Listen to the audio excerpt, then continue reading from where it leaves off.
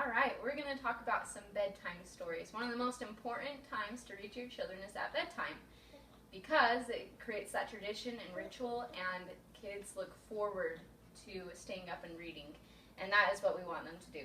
So some of our favorite, or my favorite, bedtime stories is we have the 5-minute bedtime stories and the 10-minute bedtime stories. Both are amazing. They have great illustrations, and you get a lot for your money. I think each of them have about 10 stories in them that you can read at bedtime.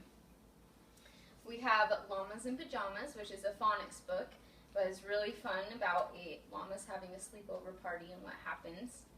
We have a nonfiction, Peek Inside Nighttime, which is really fun to lift the flaps and find out what happens while kids are asleep in bed. We have one of my personal favorites for your older kids that love being engaged in a story is Olga de Pulga. It's a chapter book that's meant to be read aloud.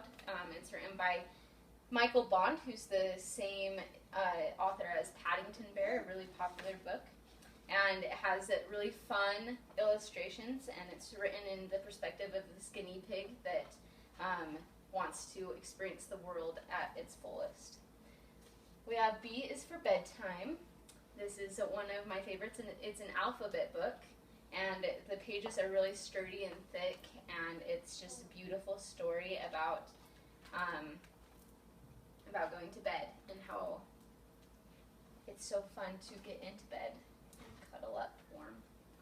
This is Animal-y, and it has great adjectives with lots of animals, so for those preschoolers that love animals, this is a great one. I love you hugely like a whale. I love you shyly like a quail. I love you cleverly like a fox.